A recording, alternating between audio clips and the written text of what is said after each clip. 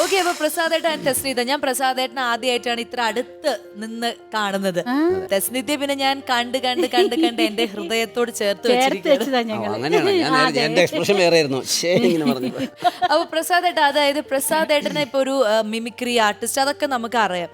പക്ഷെ എന്നാലും കുഞ്ഞുനാളിലെ ആ ഒരു പ്രസാദ് മോഹൻ ഉണ്ടാവുമല്ലോ, ഇത്ര ഉള്ള ഒരു പ്രസാദ് മോഹൻ സ്റ്റേജിൽ കയറി ആദ്യം അവതരിപ്പിച്ചത് ഏത് കലാരൂപമായിരുന്നു? അതിപ്പോ പറഞ്ഞു കഴിഞ്ഞാൽ എല്ലാരും ചിരിക്കും. ഞാൻ ഡാൻസിനായിരുന്നു ആദ്യമായിട്ട് ചേർന്നത് 4ാം ക്ലാസ്സിൽ പഠിക്കുമ്പോൾ. ഡാൻസർ ആണോ താങ്കൾ? അതാണല്ലോ നമ്മൾ ആദ്യം കണ്ടത്. പക്ഷെ ഡാൻസ് ചെയ്തു 4ാം ക്ലാസ്സിൽ പഠിക്കുമ്പോൾ 4ാം ക്ലാസ്സിൽ പഠിക്കുമ്പോഴാണ് സ്റ്റേജ് ചെയ്തത്. അപ്പൊ അങ്ങനെ ഒരു ഡാൻസറായി ഇങ്ങനെ വന്ന് പിന്നെ മിമിക്രി ആയി, പിന്നെ ഒരു ട്രൂപ്പില് ആസ്ഥാന കലാകാരനായി. എങ്ങനെയുണ്ടായിരുന്നു ആ ഒരു യാത്ര? അല്ല, അതിനുശേഷം പിന്നെ ഈ 5ലും 6ലും 7ലൊക്കെ പഠിക്കുമ്പോഴെല്ലാം സ്റ്റേജിൽ ചെറിയ ചെറിയ കോമഡികളൊക്കെ അവതരിപ്പിക്കും. പഴം കഴിക്കുക, തൊലി എഴുതുക, അവസാനം നടക്കുമ്പോൾ അതിൽ തെന്നി വീഴുക എന്നൊക്കെ പറയുന്നത് ചാപ്ലൈൻ കോമഡികളൊക്കെ അതൊക്കെ ചെയ്യുമായിരുന്നു. ഒരു 9ൽ എത്തിയതോടുകൂടിയാണ് സംഗതി സീരിയസ് ആയത്. മത്സരത്തിൽ പ്രൈസ് കിട്ടാൻ തുടങ്ങി. 10ാം ക്ലാസ്സിൽ എത്തിയപ്പോൾ ഡിസ്ട്രിക്ട് സ്കൂൾ യൂത്ത് ഫെസ്റ്റിവലിൽ പ്രൈസ് കിട്ടി. അങ്ങനെ പുറത്തൊരു പ്രോഗ്രാം കിട്ടി. അങ്ങനെ അവിടെ നിന്ന് കാശ് കിട്ടുന്നു. അപ്പോഴാണ് ഇത് സംഗതി സീരിയസ് ആയത്. സംഭവം കൊള്ളാം, കേട്ടില്ല എന്നൊക്കെ തോന്നുന്നത്. അടിപൊളി. ശരി, തെസ്നിതയുടെ കാര്യങ്ങളിലേക്ക് വരട്ടെ. സ്റ്റേജിലൂടെയാണല്ലോ ചേച്ചിയുടെയും ഒരു തുടക്കം, സ്റ്റേജ് പെർഫോമൻസിലൂടെ. കുഞ്ഞിലെ ഫാദറിന്റെ കൂടെയാണല്ലോ മാജിക്കിലാണ് തുടക്കം കുറിച്ചത്. അത് എത്ര നാള് മാജിക് സ്റ്റേജ് പെർഫോമൻസ് നടത്തി? മാജിക് ഞാനൊരു 8th സ്റ്റാൻഡേർഡ് വരെ ഫാദറിന്റെ കൂടെ തന്നെ ആയിരുന്നു അസിസ്റ്റന്റ് ആയിട്ട് പോയി. പിന്നെ ഞങ്ങളെ ഹിപ്നോട്ടിസം ചെയ്ത് ഇങ്ങനെ പൊക്കാൻ പുള്ളിക്ക് പറ്റാണ്ടായി. ഞങ്ങൾ വെയിറ്റ് കൂടിയില്ല, വലിയ കുട്ടികളായില്ലേ, അപ്പം നിർത്തി. എന്നെ ഹിപ്നോട്ടിസം ചെയ്തിട്ടുണ്ട് പഠിക്കുന്ന സമയത്ത്. 2 അനുഭവം ഉണ്ടായിരുന്നു. ഒന്ന്, ഞാൻ മഹാരാഷ്ട്രയിൽ പഠിക്കുന്ന സമയത്ത് ഇതുപോലെ കയറി വരാൻ പറഞ്ഞു. ഞാൻ ചാടി കയറി സ്റ്റേജിൽ കയറാനുള്ള ഒരു ആഗ്രഹം ഉണ്ടല്ലോ അന്ന്. അപ്പോൾ ഒരു കവർ തന്നു, അതിനകത്തൊന്നുമില്ല.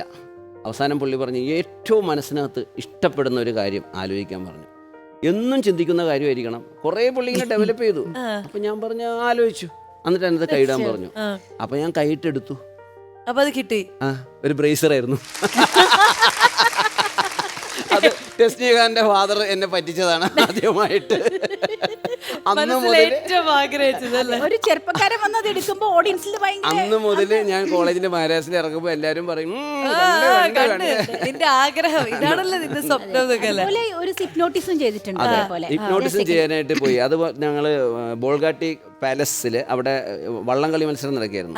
അപ്പൊ ഞങ്ങളൊക്കെ മഹാരാഷ്ട്രയിൽ പഠിക്കുന്നു. ഞങ്ങൾ വോളണ്ടിയേഴ്സ് എന്ന് പറഞ്ഞാൽ ഞാൻ പ്രിൻസിപ്പളായ എന്റെ ജാടയായിരുന്നു. ഇതൊക്കെ കുത്താൻ തന്നു കഴിഞ്ഞാൽ ഭയങ്കര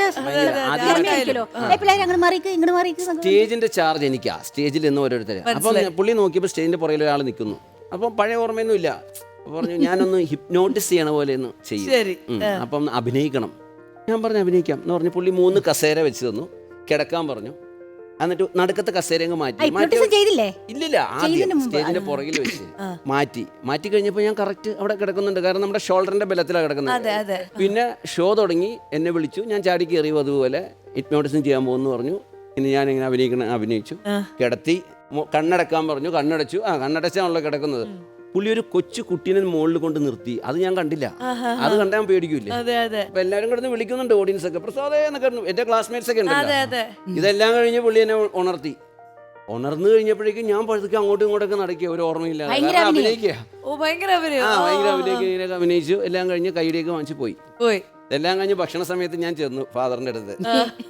എങ്ങനെ ഉണ്ടായിരുന്നു? എന്ത് എന്റെ അഭിനയം? ഏതഭിനയം? ഹിപ്നോട്ടിസം ചെയ്തപ്പോൾ ഞാൻ അഭിനയിച്ചു. ഞാൻ ഹിപ്നോട്ടിസം ചെയ്തതല്ല ശരിക്കും. മൈൻഡ് ചെയ്യണില്ല എന്നെ. ഞാൻ ആരായി? ശശിയായി. അപ്പൊ അതുപോലെ ഞങ്ങളെയും ഹിപ്നോട്ടിസം ചെയ്തിട്ട് ഇതേപോലെ വാളിൽ കിടത്തും, വായുവിൽ കിടത്തും, അങ്ങനെ ഒരുപാട് ഐറ്റംസ് ഉണ്ട്. അപ്പൊ അന്നൊക്കെ അസിസ്റ്റൻസ് ഇല്ലാത്തത് കൊണ്ട് പുള്ളി തന്നെയാണ് ഞങ്ങള് പൊക്കിയെടുത്ത് കുട്ടികളല്ലേ ചെയ്യുന്നത്. അപ്പൊ പിന്നെ വലുതായതിന്റെ ശേഷം അത് വെയിറ്റ് കൂടിയപ്പം പിന്നെ 1 man ഷോ ആയിട്ട് സ്റ്റേജിൽ. അപ്പൊ ഞാൻ നിർത്തി, മാജിക് നിർത്തി. ഞങ്ങള് ഫാമിലി പോണത് നിർത്തി. പിന്നെ ആ ചെറുപ്പം മുതലേ സ്കൂളിൽ, അതായത് 2ാം ക്ലാസ്സിലൊക്കെ പഠിക്കുമ്പോഴേ ഈ ഡാൻസിനൊക്കെ ചേരും. ഡാൻസ് ഒക്കെ അങ്ങനെ സ്റ്റേജിൽ കയറിയിട്ടുണ്ട് കുറെ. അതുപോലെ കലാഭവന്റെ ഡാൻസ് ട്രൂപ്പ് ഉണ്ടായിരുന്നു. അപ്പൊ അതിന്റെ ഗ്യാപ്പിൽ മിമിക്സ് ഞങ്ങൾ 3 പേരും, ജയറാമും സൈനുദ്ദീനും കൂടെ ആയിരുന്നു. അല്ല, ജയറാമേട്ടൻ, സൈനുദ്ദീൻ, റഹ്മാൻ, നാരായണൻകുട്ടി, നമ്മുടെ കലാഭവൻ റഹ്മാൻ. റഹ്മാൻ. അപ്പൊ ഇവരാണ് ഡാൻസ് ചെയ്യുന്ന പെൺകുട്ടികൾ. അപ്പം നമുക്ക് ടൈം പാസ് ഇവരായിരുന്നു. അതെ, ആ സമയത്ത് എനിക്ക് തോന്നുന്നു സ്ത്രീകൾ അധികം വരാത്തൊരു മേഖലയും കൂടി ആയിരുന്നില്ല. അവിടെ തസ്നി ഖാൻ ഒരു ഖാൻ തന്നെയായിരുന്നു അല്ലെ? ഞങ്ങൾ പറയാറുള്ളതാണ്, ഹിന്ദിയിൽ ഷാരൂഖ് ഖാൻ, തമിഴിലാണെങ്കിൽ മൻസൂർ അലി ഖാൻ, മലയാളത്തിൽ തസ്നി ഖാൻ. നമ്മുടെ മലയാളികൾക്ക് ആകെ ഉള്ള ഒരു ഖാനാണ് തസ്നി ഖാൻ. ഗാനാണ്.